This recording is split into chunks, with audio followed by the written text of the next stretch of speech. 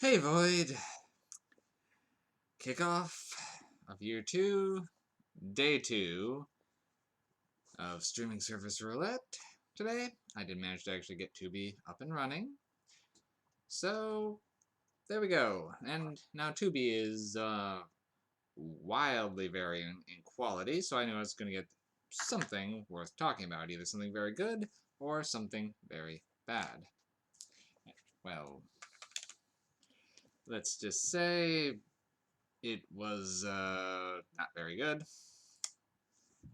So, whoa, hi cat. Anyway, run train of thought. So today, loaded up, just scrolled down to the horror section, just went with the first one, got there, and at first, I got my hopes up. I mean, you see Kane Hodder's name, you get a little excited. I'm a simple guy. Anyway, the movie was Gein, the Butcher of Plainfield.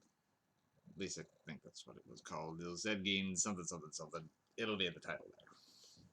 See, that's the problem is this movie is so forgettable, even the title is already leaving me. But reasonably sure it was Ed Gein, the Butcher of Plainfield. Okay, so, what is this movie? It's a complete fictionalization of Ed Gein. But really, you could take the fact that this is Ed Gein almost completely out of it, and the movie would play, well, fine, I guess. But there's nothing strictly interesting enough to warrant this being a based on true events kind of movie. I mean, they've actually done that plenty of times. They've taken Ed Gein out and have made Psycho. They made Texas Chainsaw Massacre. They made a couple others. I believe that House of a Thousand Corpses also was kind of in that similar vibe. So, Silence of the Lambs. That was the other big one. So you can do that, and you can do that well. But this one tried to be a little bit more faithful, and in doing so was completely not. Okay, the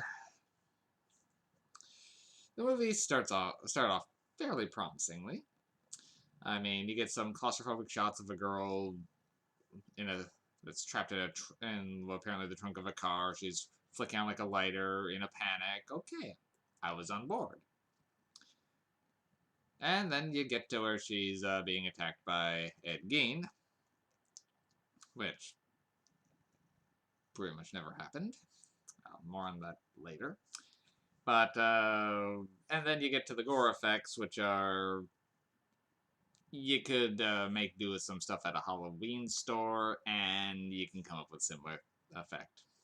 But okay, it's it's a direct-to-video horror film. Their entire budget pretty much went to getting Kane Hodder, I'm sure. So, I was gonna let that slide.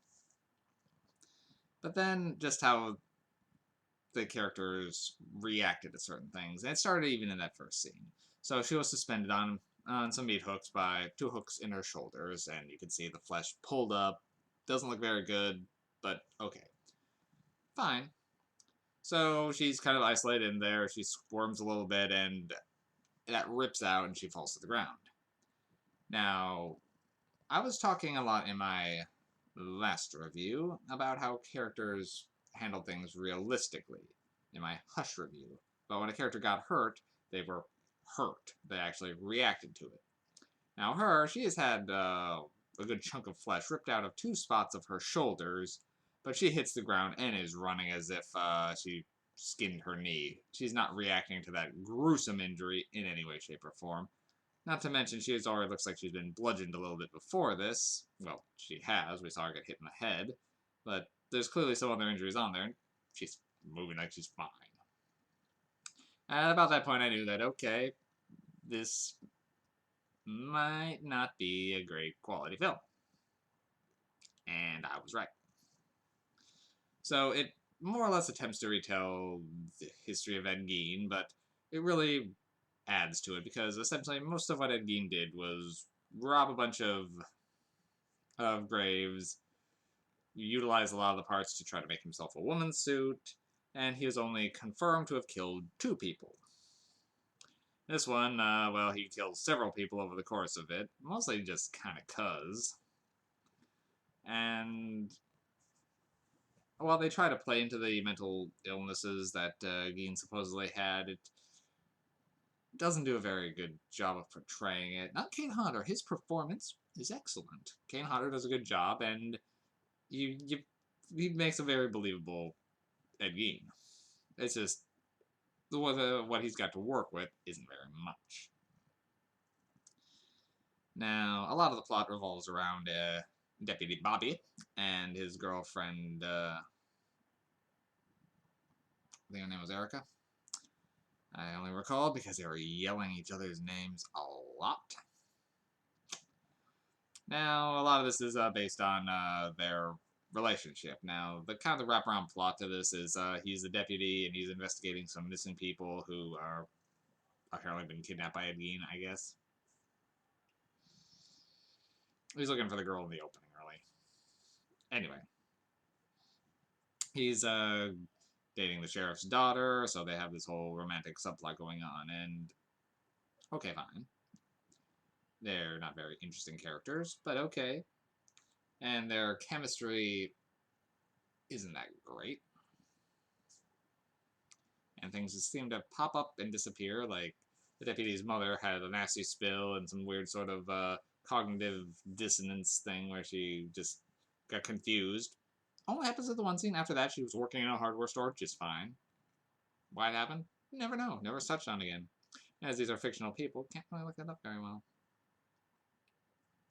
I mean, one of the victims of Ed Gein's was based on an actual one, so there is that. But most of it's following this deputy, and he's pretty vanilla. So, it's essentially him riding around with his girlfriend looking for clues, which I'm pretty sure is not an unorthodox way of deputying. You probably should not have your girlfriend along on murder site investigations, but especially if you're going to be spending a lot of it trying to make out with her. But I digress. The problem is kind of their dynamic as a whole. First, they've got very little chemistry. Second, she should be a lot more pissed at him for how things go. She really should. But I would have given this movie some points if their relationship completely fell apart at the end, because at that point, yeah. And I'm going to spoil the hell out of that. I mean, like I said, this movie is based on true events, so you kind of know what's going to happen. Ed Gein was eventually captured and ended up dying in a mental institution many years later. Now, this, towards the climax, the deputy Bobby finds out that his mother has been kidnapped by Ed Gein, or she goes missing, and is presumed to be. So was out with his girlfriend doing his patrol. So okay, he gets in a panic and drives very quickly back towards where the sheriff is, and the girlfriend is freaking out because of his driving, because he's driving erratically and speeding way too much, and keeps telling him to slow down. Stop the car, slow down, stop the car. So he gets in a very bad car wreck. So she should be really pissed at him for that. She even tried telling him, knock it off. He did not knock it off. So, in the crash, she gets thrown out of the car. He gets the car flips a few times. He's able to crawl out of it, but again, injuries don't really work much in this world. So he's fine. But apparently, she's the one woman who is susceptible to injury because her leg is shattered and she can't move and is losing a lot of blood. So the only thing he really can do, because his radio is trash now and wasn't really working very good to begin with, is to try to go get help. So I don't really fault him for trying to leave to get help, because that's the only thing he really could do. So, but as he runs off to get help, who just happened by but Ed Gein, who just carries her off.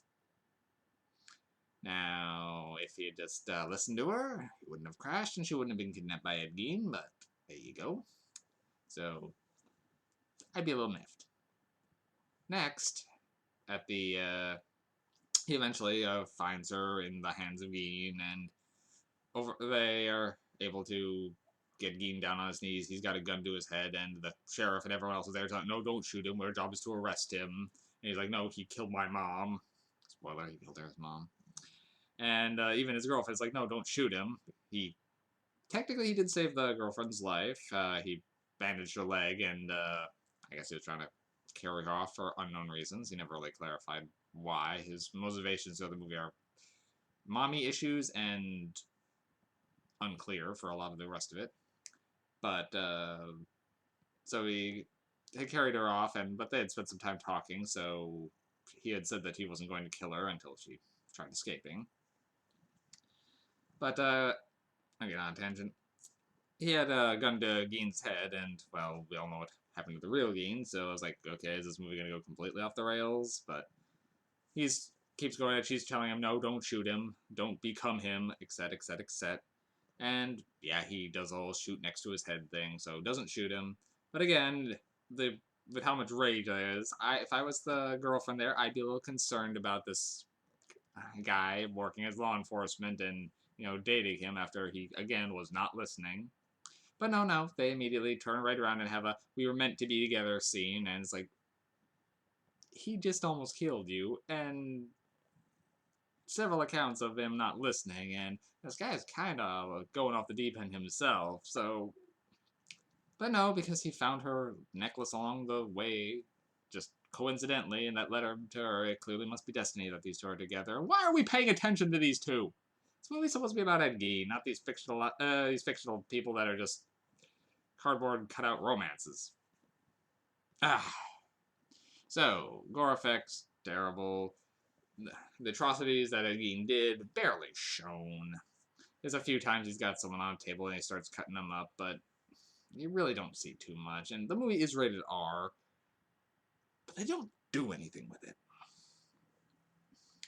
So, Kane Hodder is great. There's another actor, I can always forget his name, I feel terrible, and my phone is not within reach right now. But he was known for as Pluto from Hills Have Eyes. He's still good. But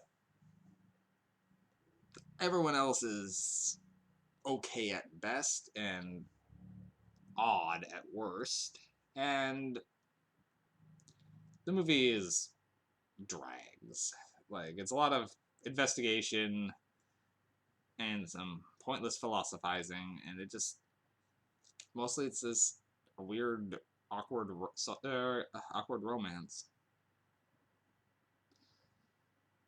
So, it isn't abysmal, but it is definitely not good. The one thing that is keeping the movie from dropping into a 1 category is Kane Hodder, and he does have that effect on things. So, do MacGuffins. Didn't take long to find to drop right down into the category for the month. But, well, we'll see what the rest of the month brings us. I doubt this is going to be the worst film I'm seeing this month. I really do. It was just dull. It wasn't atrocious. Alright, so that's all for me for today.